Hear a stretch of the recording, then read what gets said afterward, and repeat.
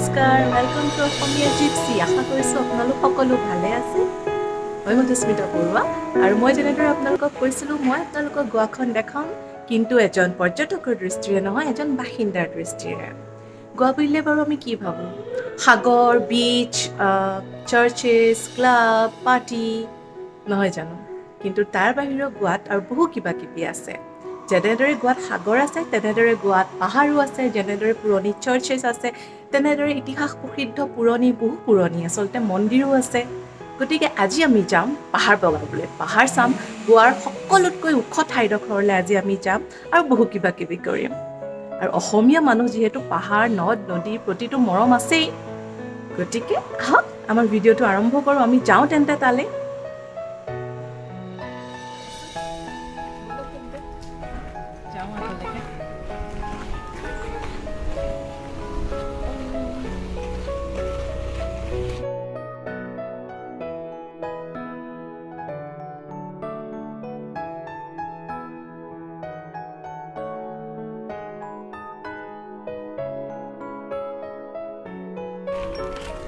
গাড়ীত বহাৰ আগতে আৰু এটা বস্তু দেখাই লওঁ দেই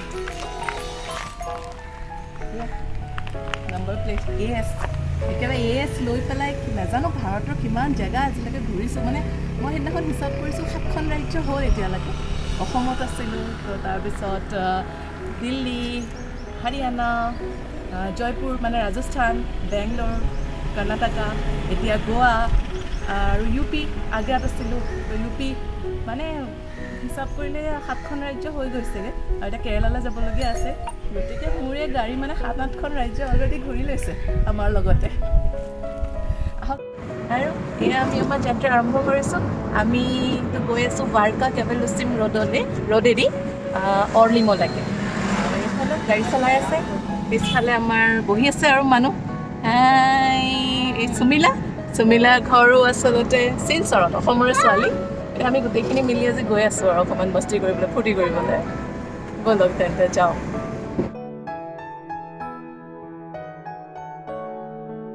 আজি আমি যাম চন্দ্ৰেশ্বৰ পৰ্বতলৈ পৰ্বত নহয় ঠিক পাহাৰেই হয় কিন্তু গোৱাত ইয়াক চন্দ্ৰেশ্বৰ পৰ্বত বুলি কয়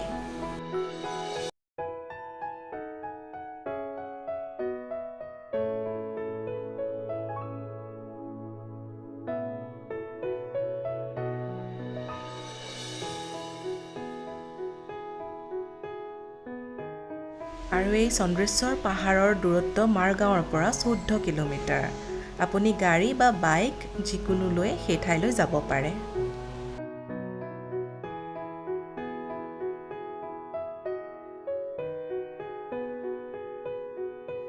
আৰু এয়া আমি পালোহি মোৰ পিছফালে দেখিছেই ডাঙৰ সেয়া গেটখন চন্দ্ৰেশ্বৰ ভূতনাথ টেম্পল আচলতে এই পাহাৰটোক চন্দ্ৰেশ্বৰ পাহাৰ বুলি কয় আৰু পাহাৰৰ একদম ওপৰত আছে চন্দ্ৰেশ্বৰ ভূতনাথ টেম্পল মন্দিৰ আৰু আমি তালৈকে যাম এই গেটৰ তলেদি আমি আগবাঢ়ি যাম এতিয়া পিছফালে সেউজীয়া আৰু এইবোৰ লাজুকী বন দেখিছোঁ আগতে খুব সৰুতে এইবোৰ চুই দিওঁ এনেকৈ ভৰিৰে তেতিয়া যে বন্ধ হৈ যায় বৰ ভাল লাগে চাই কৰি চাওঁ নেকি এবাৰ বাৰু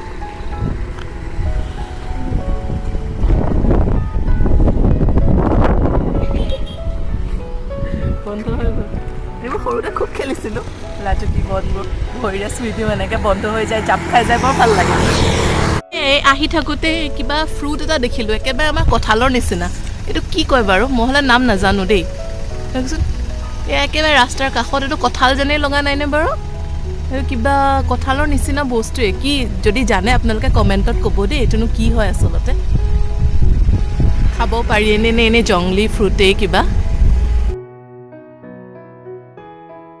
আৰু লাহে লাহে আমি এই বাটেৰে এতিয়া পাহাৰৰ ওপৰলৈ উঠি গৈছোঁ কামাখ্যা মন্দিৰলৈ যোৱা নিচিনা লাগিছে ৰাস্তা পিছে ঠেক তাৰ তুলনাত যথেষ্ট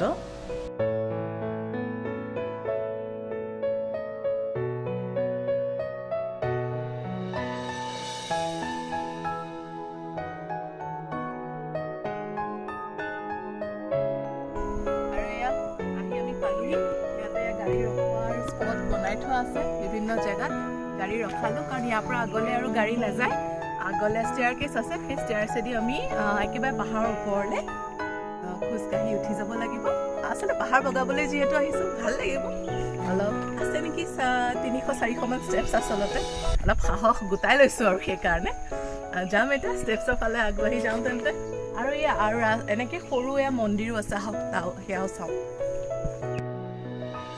সৰু মন্দিৰ এটি শিৱলিংগ আছে ভিতৰত এতিয়া ইয়াতো সেৱা জনাইছোঁ আৰু সেয়া ষ্টেপছ আগবাঢ়ি যাম সেইফালেদি লাহে লাহে চাওঁ কিমান বগাব পাৰোঁ আৰু ষ্টেপ বগাই গৈ আছোঁ সুধিলোঁ কাৰোবাক কিমানটামান ষ্টেপ হ'ব 435টা ষ্টেপ বুলিছে গতিকে আধাখিনি ষ্টেপ বগালোঁ আৰু আধা আছে দেই ক'ব নোৱাৰোঁ আৰু এতিয়া পামগৈ নে নাপামগৈ আধাতে ৰেষ্ট লৈ গৈ থাকিম আৰু গোটেই দিনটো সময় হাতত লৈ আহিছোঁ আচলতে সেইকাৰণে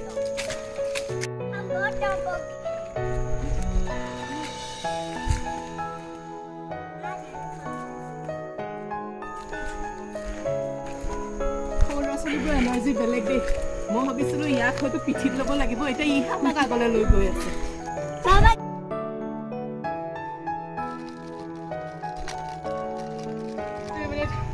উশাহ লৈ লওঁ তাৰপিছত কথা পাতিম আৰু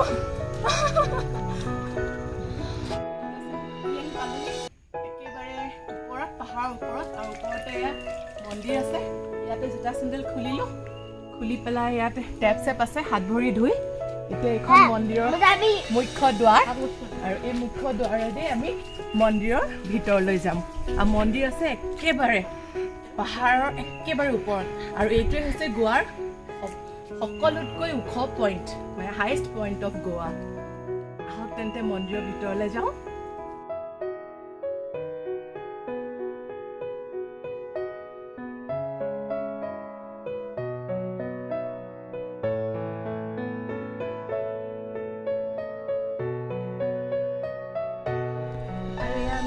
পালোহি চন্দ্ৰেশ্বৰ টেম্পল এই টেম্পলৰ প্ৰবাদ অনুসৰি টেম্পল 2500 বছৰ পুৰণি আৰু গোৱাত পৰ্তুগীজসকল অহাৰ আগতে 8th চেঞ্চুৰীত ভোজ ৰাজ্য আছিলে গোৱাৰ এটা অংশ আৰু কৰ্ণাটক ভোজ ৰজাই শাসন কৰিছিলে আৰু ভোজসকলৰ কুল দেৱতা আছিলে চন্দ্ৰেশ্বৰ মানে শিৱক কোৱা হৈছে চন্দ্ৰৰ ঈশ্বৰ শিৱক চন্দ্ৰৰ ঈশ্বৰ বুলি কোৱা হয় যিহেতু শিৱই নিজৰ মূৰত অৰ্ধচন্দ্ৰ ধাৰণ কৰে গতিকে শিৱক চন্দ্ৰৰ দেৱতা বুলি কোৱা হয় আৰু সেই চন্দ্ৰৰ দেৱতা মানে শিৱৰে এই মন্দিৰ হৈছে চন্দ্ৰেশ্বৰ মন্দিৰ আৰু পৰ্তুগীজসকল যেতিয়া ভাৰতলৈ আহিলে স্পেচিয়েলি গোৱালৈ যেতিয়া আহিলে গোৱাৰ বহুতো মঠ মন্দিৰ সেইটো সময়ত খ্ৰীষ্টান ধৰ্ম প্ৰৱৰ্তনৰ কাৰণে ধ্বংস কৰা হৈছিল আচলতে কিন্তু এই মন্দিৰটো সেই সকলো ধ্বংসলীলা বুলিয়ে ক'ব লাগিব তাৰ পৰা বাচিলে আৰু আজিলৈকে মন্দিৰটো ইয়াতে আছে আৰু গোৱাৰ যিসকল লোকসকলে স্থানীয় যিসকল লোক আছে সকলোৱে খুব আচলতে মানে এই মন্দিৰক আৰু ইয়াৰ ভিতৰত আছে শিৱলিংগ আৰু সেই শিৱলিংগ মন্দিৰৰ ভিতৰত এনেদৰে বনোৱা হৈছে যে প্ৰতিটো পূৰ্ণিমাৰ ৰাতি চন্দ্ৰৰ সম্পূৰ্ণ পোহৰ সেই শিৱলিংগত পৰে গতিকে আহক এতিয়া বাৰু যদি কেমেৰা নিবলৈ দিয়ে মন্দিৰৰ ভিতৰলৈকে যাম আমি কেমেৰা লৈ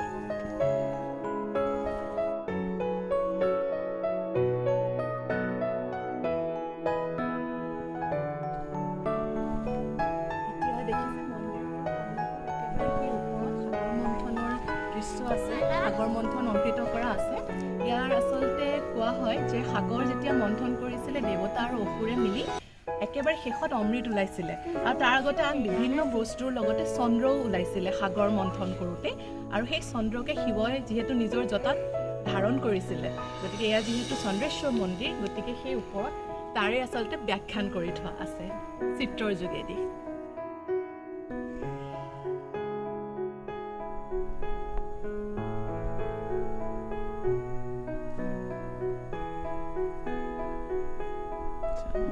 একেবাৰে ভিতৰলৈ ভিডিঅ' বা কেমেৰা নিয়া আচলতে এলাউ নকৰে গতিকে আমি বাহিৰৰ পৰা অকণমান ইয়াতে কৰিছোঁ ইয়াতে বহি আছে এজন মানুহ আপুনি নিজৰ ইচ্ছামতে কোনোবা যদি ডনেশ্যন দিব বিচাৰিছে ইয়াতে দিব পাৰে আৰু সেয়া মন্দিৰৰ ভিতৰত সেয়া মন্দিৰৰ মূৰ্তি আছে প্ৰধানজী মূৰ্তি কিন্তু তালৈকে আচলতে কেমেৰা নিবলৈ নিদিয়ে গতিকে আমি যাওঁ এতিয়া দৰ্শন কৰিবলৈ ভিতৰলৈ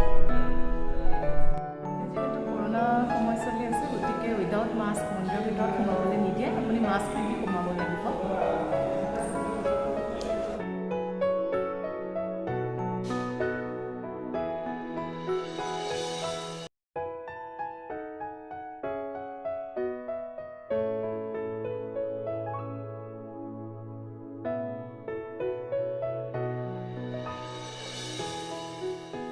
এয়া আমি প্ৰসাদ ল'লোঁ।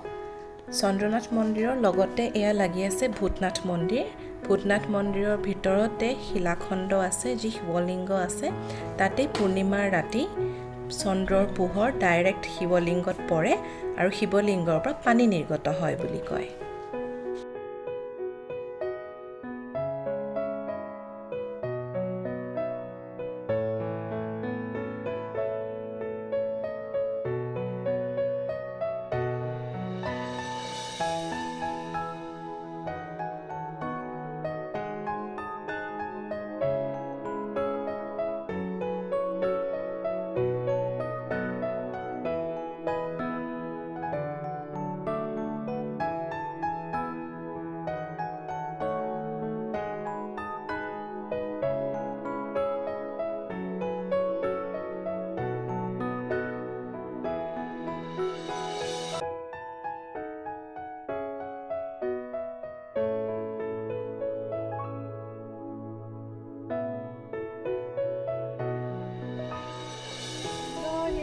পাহাৰৰ ভিউটো বৰ ধুনীয়া লাগিছে চাই পেলাই। ওপৰৰ পৰা সঁচাকৈ বিৰাট ধুনীয়া লাগিছে। সমতল পাহাৰ গোটেই ভিউ ইয়াৰ পৰা ধুনীয়াকৈ দেখা পায়।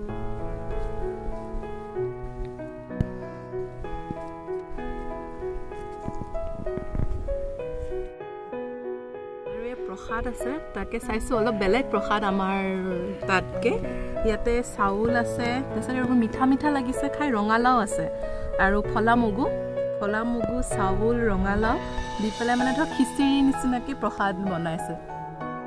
বেলেগ খাবলৈ, কিন্তু বৰ সোৱাদ লগা, মিঠা মিঠা। আই থিংক ৰঙালাওৰ চেনিও দিছে নেকি, বৰ সোৱাদ লগা প্ৰসাদখিনি।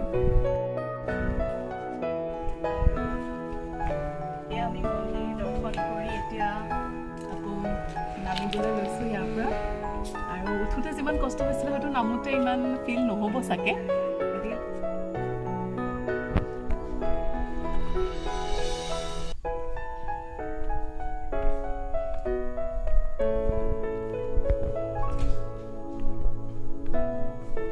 এতিয়া আমি নামিবলৈ আৰম্ভ কৰিছোঁ আৰু আমাৰ মানুহে সেয়া ষ্টেপ হিচাপ কৰি কৰি গৈ আছে।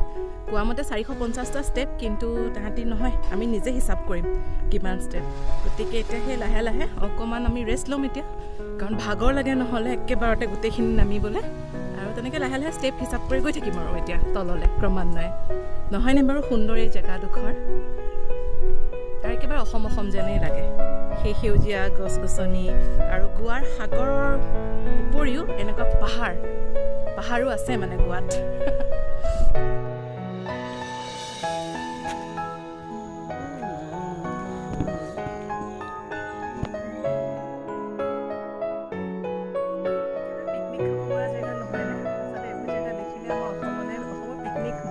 মনত পৰে তাতে নৱেম্বৰ ডিচেম্বৰ মাহত একেবাৰে চৰু কেৰাহী লৈ নৈ পাৰত, পাহাৰীয়া নৈ পাৰত, জংঘলৰ মাজত গাঁত খান্দি, চৌকা খান্দি মানে মাছে মঙহে এসাঁজ খোৱাৰ যি পিকনিকৰ মজা, অসমৰ বাহিৰত আহি আৰু সেইটো হ'লে পোৱা নাই আৰু তেনেকুৱা ধৰণৰ পিকনিক। খাই বিলাতী পিকনিক মানুহে ঘৰতে বনাই মেলি লৈ যায়, লৈ পেলাই আৰু তাত গৈ খাইগৈ, তেনেকুৱা ধৰণৰ পিকনিক খাইছোঁ। আৰু এটা কথা, এই জেগাডোখৰ বা ইয়াৰ মন্দিৰ সন্ধিয়া 6টা বজাৰ হোৱাৰ লগে লগে বন্ধ হৈ যায়। মন্দিৰতে হওক বা ইয়াৰ আশে পাশে ইয়াত আৰু মানুহ নাথাকে, কাৰণ বনৰীয়া জীৱ জন্তু আহে ইয়ালৈ। আৰু ৰাতিপুৱা যেতিয়া মন্দিৰ খোলেও সেইটো সময়তো তেওঁলোকে ফটকা ফুটাই মেলি, যাতে এই জীৱ জন্তু বাঘৰ পৰা আৰম্ভ কৰি সকলো শিয়াল বাঘ সকলো ইয়াতে জংঘলত আছে আৰু আহে বোলে। গতিকে সেই ফটকা ফুটাই পেলাই তাৰ পিছতহে মন্দিৰৰ ভিতৰলৈ আৰু ইয়ালৈ মানে মানুহ আহে। ৰাতিপুৱা পূজাৰী বা দেও যোনেই নাহক কিয় তেনেধৰণে আহে। নহ'লে যিহেতু পূৰা পাহাৰ নহয় জানো, গতিকে জন্তু আহে, জংঘলৰ জন্তু আহে ইয়ালৈ। গতিকে আমিও সন্ধিয়া হোৱাৰ আগে আগে ইয়াৰ পৰা বিদায় ল'ম। কিন্তু দিনটো কটাবলৈ প্ৰকৃতিৰ মাজত সঁচাকৈ এটি অতি সুন্দৰ জেগা। সাগৰৰ পৰা দূৰ, গোৱাত থাকি সাগৰ চাই চাই আচলতে আমনি লাগি যায়। গতিকে সাগৰৰ পৰা দূৰ একেবাৰে বেলেগ এখন গোৱা এইখন, নহয় জানো? আহিব আপোনালোকেও যদি গোৱা ফুৰিবলৈ আহে।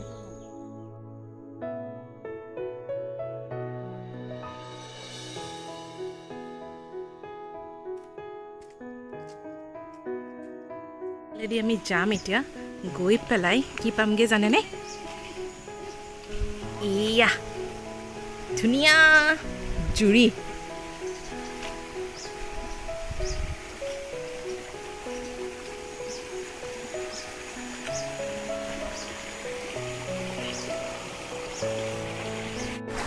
জুৰি এটাও পালোহি আহি আহি, খুব ভাল লাগিছে।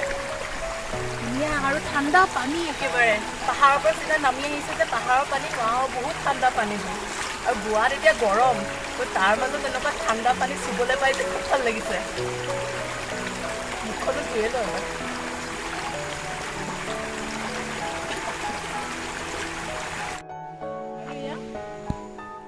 আমি নামি পাহাৰৰ পৰা নামি তল পালোহি আৰু অলপ আগলৈ গ'লে মেইন ৰাস্তা পামগৈ। খুব ফূৰ্তি কৰি খুব ভাল লাগিলে। পাহাৰত উঠিলোঁ, পাহাৰ বগালোঁ মানে, আৰু ধুনীয়া জুৰিও, যথেষ্টকেইটা জুৰি আছে ইয়াত। মানে নামিলে এনেকৈ ৰাস্তাত ৰ'লে একদম কুলু কুলু পানীৰ শব্দটো শুনি ইমান ভাল লাগে। গতিকে খুব ভাল লাগিলে আৰু আশা কৰিছোঁ আপোনালোকেও ভাল পালে।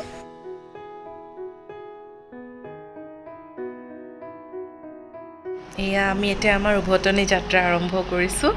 খুব ভোক লাগিছে পিছে এতিয়া আমাৰ, কিবা এটা খাব লাগিব ৰাস্তাতে। ৰাস্তাৰ কাষত এনেকৈ মানুহে সৰু সৰু শাক পাচলিৰ দোকান দিছে, দোকান দি আছে। চোৱাচোন জিকাৰ চাইজ চাওকচোন, জিকাৰ চাইজ চাওকচোন, ইমান ডাঙৰ ডাঙৰ জিকা, বাপৰে। সেইকাৰণে লৈ যাওঁ বুলি নামিলোঁ আচলতে। কি শকত শকত। আৰু ভেন্দিকেইটাও বেছ ধুনীয়া ধুনীয়া। সৰু সুৰা কিবা কিবি অলপ অলপ ঘৰৰে বস্তু উলিয়াইছে আচলতে। লৈ যাওঁ কিবা কেইটামান। আকৌ এটা ফ্ৰুটছৰ দোকান দেখিলোঁ ৰাস্তাৰ কাষতে, এনেকৈ ছাইডতে এখন ফ্ৰুটছৰ দোকান। ইয়াতে এইবোৰ চব লোকেল গ্ৰ'ন, মানে লোকেলি প্ৰডিউচ কৰা ফ্ৰুটছ এইবোৰ বেছি আছে আণ্টিয়ে। এইবোৰ এভ'কেডো সাধাৰণতে আমি 400 টকামান কিলোকৈ কিনা হয়, ইয়াত এতিয়া 200 টকা কিলো। এয়া এভ'কেডো। সুমিলাও লৈছে, ময়ো লৈছোঁ। এতিয়া আমি এভ'কেডো কিনিছোঁ, জিকা আৰু ভেন্দিৰ পিছত।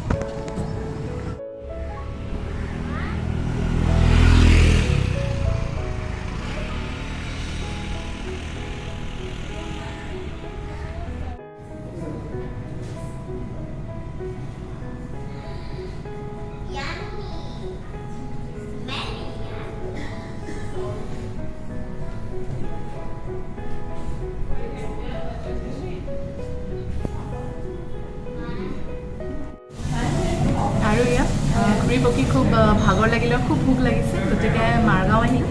মাৰগাঁৱতে এইখন আছে চিজকেছ ৰেষ্টুৰেণ্ট। ইয়াতে এতিয়া কিবা কিবি অলপ খাওঁ। যথেষ্টখিনি মেনুত আচলতে বহুত কিবা কিবি আছে। চেলাডছ আছে, তাৰপিছত চাইনিজ আপোনাৰ ৰোলছ, তাৰপিছত কি ফ্ৰাইড ৰাইচ, নুডলছ, দেন কেবাবছ, এপেটাইজাৰ্ছ, চুপছ, এইফালে ক'ল্ড ড্ৰিংকছ এণ্ড অল। যথেষ্ট কিবা কিবি মানে অপশ্যনছ বহুত আছে। গতিকে চবে মানে নিজৰ ইচ্ছামতে খাব পাৰে। আৰু আজিকালি মানুহ হেল্থ কনচিয়াছ ন, গতিকে চেলাড ভাল পায় খাই। বহুত কিবা আছে চেলাডৰ অপশ্যনো। মোক কোনোবাই কৈছিলে যে ইয়াত ভাল চেলাড পায়, গতিকে মই ভাবিলোঁ মই হেল্থ কনচিয়াছ নহয়, তো আজি ময়ো অকণমান চেলাড ট্ৰাই কৰোঁ। খাওঁ অলপ এতিয়া। আৰু এয়া আহি গ'ল আমাৰ খানা, মানে আজি চেলাড খামতো। একদম ৱাটাৰমেলন পেপাৰ চেলাড হয়। খাওঁ, খুব ভোক লাগি আছে যিহেতু। আৰু যদি আপোনালোকে আজি আমাৰ ভিডিঅ'টো ভাল পালে, প্লিজ লাইক আৰু শ্বেয়াৰ কৰিব, আৰু মোৰ চেনেলটো প্লিজ ছাবস্ক্ৰাইব কৰিব, আৰু কাষতে থকা বেল আইকনটো টিপি থ'ব। আৰু যদি আপোনালোকৰ কিবা দিহা পৰামৰ্শ আছে, সেইটো কমেণ্ট বক্সত দি দিব। আজিলৈ আহিছোঁ তেন্তে, বাই বাই।